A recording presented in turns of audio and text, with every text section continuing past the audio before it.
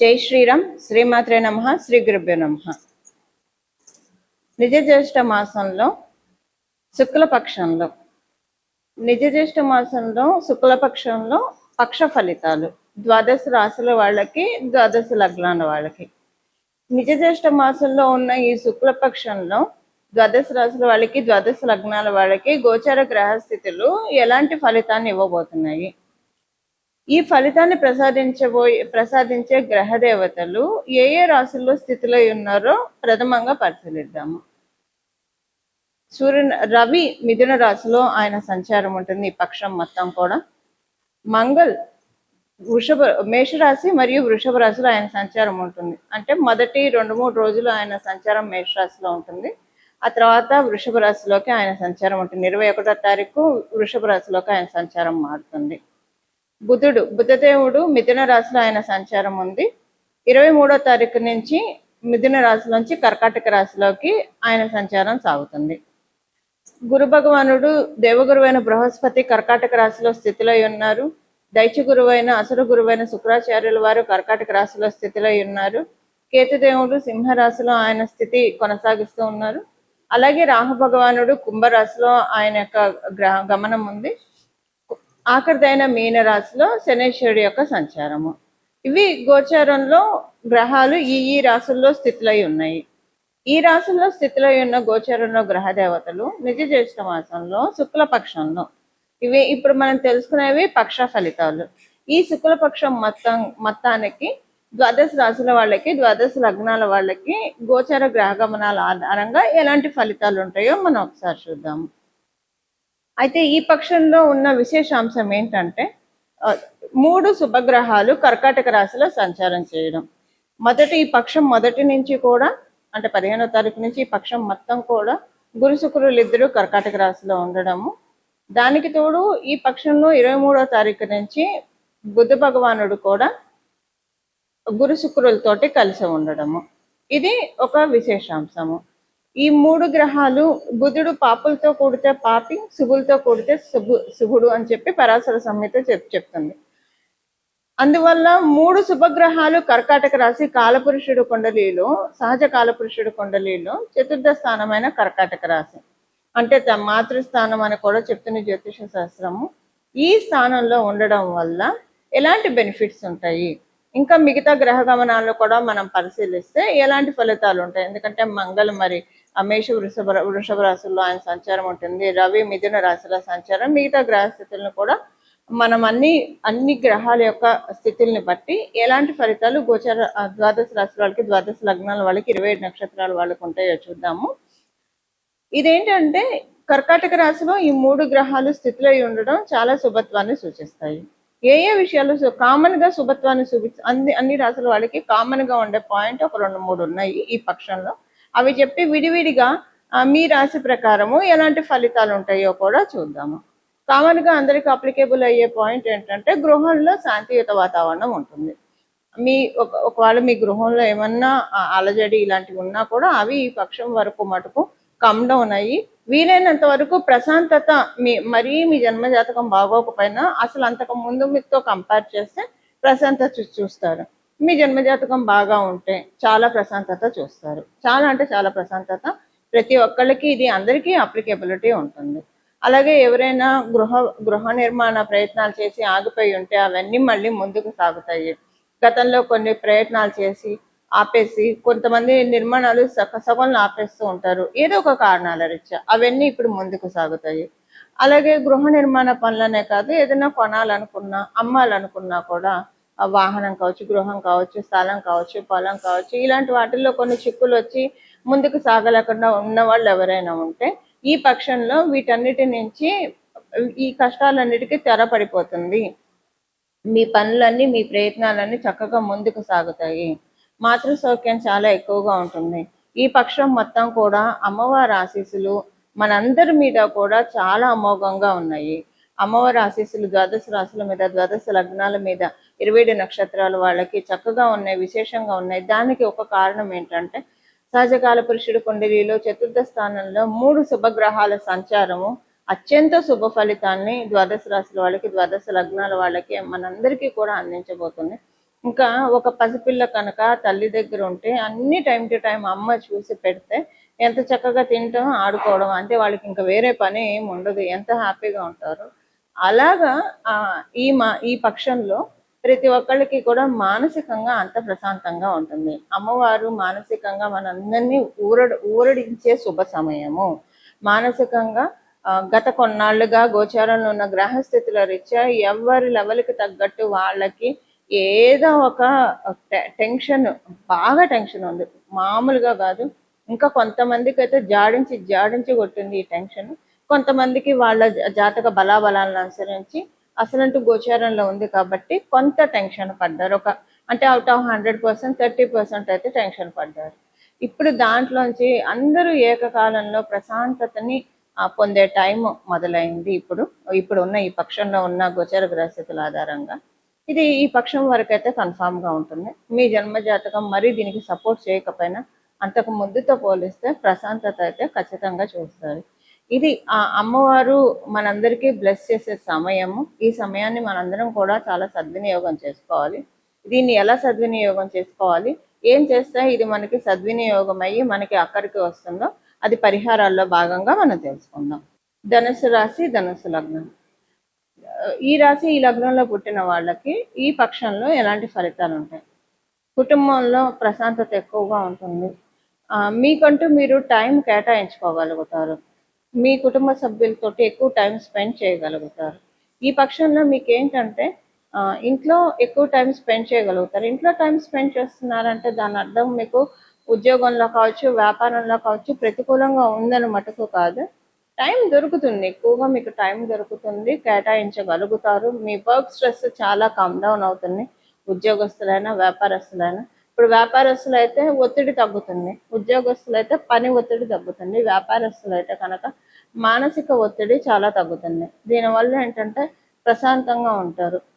ఇంటి సభ్యులతో కలిసి చక్కగా భోజనం చేసేప్పుడు మాట్లాడుకోవడం, ఇవన్నీ కూడా మీకు చాలా సంతోషంగా అనిపిస్తుంది.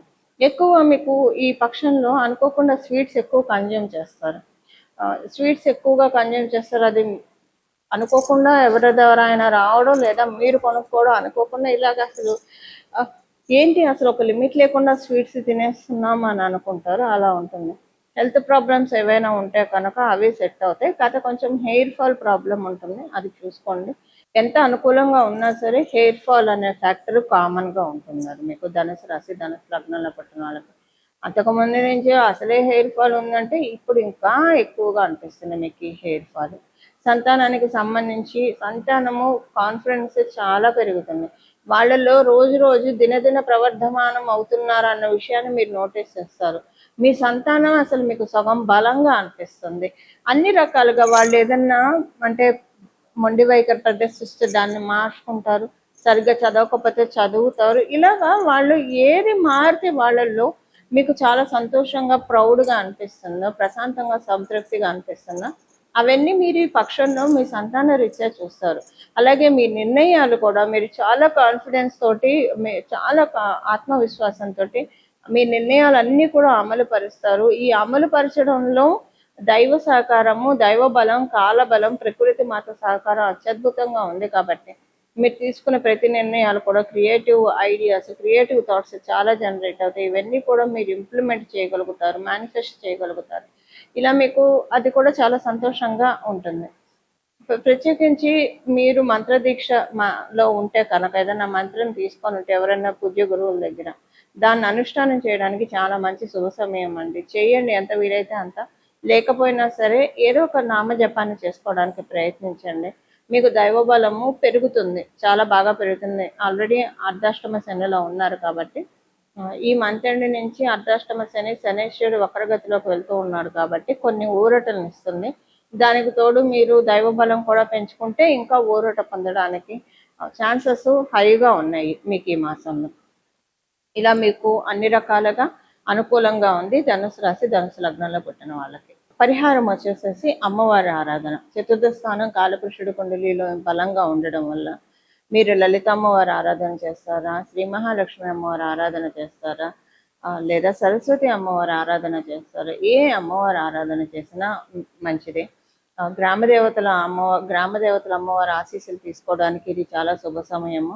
ఏదైనా ఒక గ్రామ దేవత అమ్మవారి ఆలయానికి వెళ్ళి మీకు కుదిరితే ఏదో ఒకటి అమ్మవారికి సమర్పించుకోండి. చీర సమర్పించుకుంటారా, పసుపు కుంకాలు సమర్పించుకుంటారా, పూలు సమర్పించుకుంటారా, మీ శక్తి అనుసారం ఏది సమర్పించుకోగలిగితే అది సమర్పించుకోండి. లేదా మన మనసే అసలు మనం చేయాల్సిన ఇవన్నీ భగవంతుడు ఇచ్చిందే, మళ్ళీ తిరిగి భగవంతుడికే సమర్పించాలి. కానీ మన మనసు మటుకు సమర్పించడం చాలా కష్టంగా ఉంటుంది. ఎందుకంటే అనేక ఆలోచనలతో మన చుట్టూ ఏదో ఒక ఆలోచన ఉంటుంది. ఫ్యూచర్ గురించో, పాస్ట్ గురించో, ఫ్యూచర్ గురించి ఇన్సెక్యూరిటీనో, లేదా ప్రజెంట్ గురించి ఆలోచన. ఇలా ఎప్పుడు మైండ్, మన మనసు ఆలోచనలతో సరెండర్ అయిపోయి ఉంటుంది, హైజాక్ అయిపోయి ఉంటుంది మన బ్రెయిన్ ఈ ఆలోచనలతో. ఈ ఆలోచనలు లేకుండా మనసుని నిష్కల్మషంగా అమ్మవారి దగ్గర పెడితే అదే నిజమైన పూజ, అదే నిజమైన భక్తి సమర్పణ. అలా చేయగలిగితే ఇంకా మంచిది. మీరు ఏవి కూడా ఇవ్వక్కర్లేదు. కానీ మొత్తం 1000% కాన్సన్ట్రేషన్ మనం చేసే దేవీ దేవతల మీదే పెట్టాలి, ఒక్క ఆలోచన కూడా మైండ్లో రాకుండా.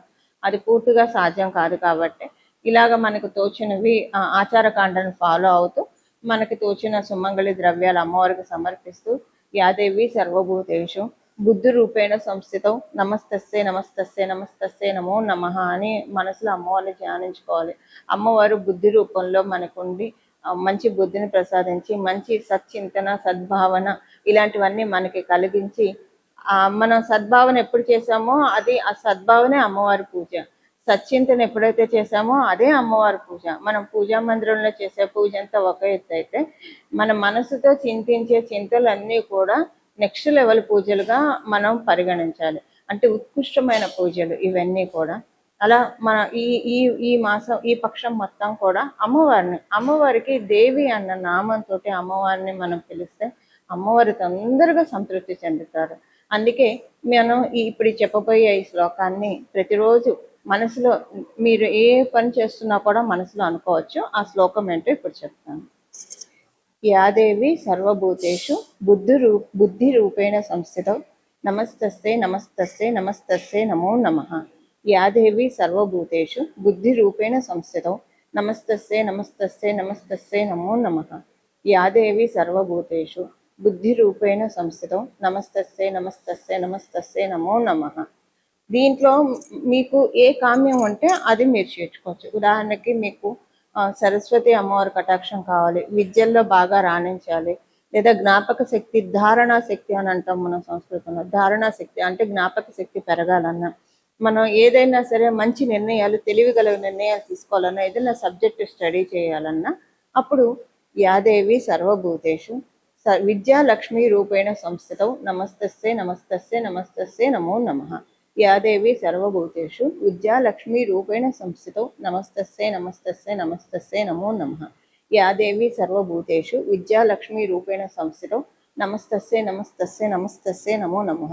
విద్యాలక్ష్మి అనే ప్లేస్లో మీరు సరస్వతి రూపేణ సంస్థితం అని పెట్టుకోవచ్చు, లేదా శారదా రూపేణ సంస్థితం అని పెట్టుకోవచ్చు, వాణి రూపేణ సంస్థితం అని పెట్టుకోవచ్చు, మీ ఇష్టం. ఇలా మీకు ఏ కోరుకుంటే అది. లక్ష్మీ కటాక్షం కావాలంటే యాదేవి సర్వభూతేషు శ్రీలక్ష్మీ రూపేణ సంస్థితం నమస్తస్సే నమస్తస్సే నమస్తస్సే నమో నమః. యాదేవి సర్వభూతేషు శ్రీలక్ష్మీ రూపేణ సంస్థితం నమస్తస్సే నమస్తస్సే నమస్తస్సే నమో నమః. యాదేవి సర్వభూతేషు శ్రీలక్ష్మీ రూపేణ సంస్థితం నమస్తస్సే నమస్తస్సే నమస్తస్సే నమో నమః. ఆరోగ్య సమస్యలు ఉన్నాయి. యాదేవి సర్వభూతేషు శక్తి రూపేణ సంస్థితం నమస్తస్సే నమస్తస్సే నమస్తస్సే నమో నమః. యాదేవి సర్వభూతేషు శక్తి రూపేణ సంస్థితం నమస్తస్సే నమస్తస్సే నమస్తస్సే నమో నమః. యాదేవి సర్వభూతేషు శక్తి రూపేణ సంస్థితం నమస్తస్సే నమస్తస్సే నమస్తస్సే నమో నమః. ఇలాగ ఒకవేళ మీకు కనుక పనులు చురుగ్గా చేయలేకపోతున్నారు, చాలా స్లోగా అవుతున్నాయి, పనులు ఏం ముందుకెళ్ళట్లేదంటే చైతన్య రూపేణ సంస్థితం అని పెట్టుకోండి. యాదేవి సర్వభూతేషు చైతన్య రూపేణ సంస్థితం నమస్తస్సే నమస్తస్సే నమస్తస్సే నమో నమః. యాదేవి సర్వభూతేషు చైతన్య రూపేణ సంస్థితం నమస్తస్సే నమస్తస్సే నమస్తస్సే నమో నమః. యాదేవి సర్వభూతేషు చైతన్య రూపేణ సంస్థితం నమస్తస్సే నమస్తస్సే నమస్తస్సే నమో నమః. ఇవేమీ వద్దు, మాకు అమ్మవారి పాద చింతన కావాలి, అమ్మవారే మాకు కావాలని అనుకున్నవారు యాదేవి సర్వభూతేషు తత్వరూపేణ సంస్థితం నమస్తస్సే నమస్తస్సే నమస్తస్సే నమో నమః. या देवी सर्वभूतेषु सत्त्वरूपेण संस्थितौ नमस्तस्यै नमस्तस्यै नमस्तस्यै नमो नमः। या देवी सर्वभूतेषु सत्त्वरूपेण సంస్థితౌ నమస్తస్యై నమస్తస్యై నమస్తస్యై నమో నమః। శ్రీమాత్రే నమః అని ఒకటి చివరిలో చేర్చుకోండి, దీనికి ముందు శ్లోకానికి తర్వాత. ఇలా అమ్మవారిని పూజిస్తే సత్వగుణంలో అమ్మవారు ఉంటుంది. అమ్మవారికి రజో తమో గుణాలు మూడు ఉంటాయి, కానీ సత్వగుణంలో లక్ష్మీతత్వం ఎక్కువగా ఉంటుంది. లలిత పరాదేవత శక్తి ఎక్కువగా ఉంటుంది. సో సత్వరూపంలో కూడా అమ్మవారిని మనం ఆరాధించవచ్చు. అసలు దేవి దేవి దేవి అంటూ ఉన్నామంటేనే మనం అమ్మవారి వైపు జగదంబ, దేవి, పరమేశి ఇవన్నీ కూడా అమ్మవారికి అత్యంత ప్రీతికరమైన నామాలు. శ్రీమాత ఇవన్నీ కూడా అమ్మవారికి అత్యంత ప్రీతికరమైన నామాలు. ఈ పక్షం మొత్తం కూడా అమ్మవారి ఆరాధన విశేషంగా చేసి మనందరం కూడా అమ్మవారి కృపకి తప్పకుండా పాత్రలు అవుతాము. అలా అవ్వాలని చెప్పి అందరి తరఫున జగదంబ పాదాలకి, రాజరాజేశ్వరి అమ్మవారి పాదాలకి, నా ఆరాధ్య దేవత అయిన రాజరాజేశ్వరి అమ్మవారి పాదాలకి మనస్ఫూర్తిగా శరణు వేడుతూ మంగళం. నమో భగవతే వాసుదేవాయ.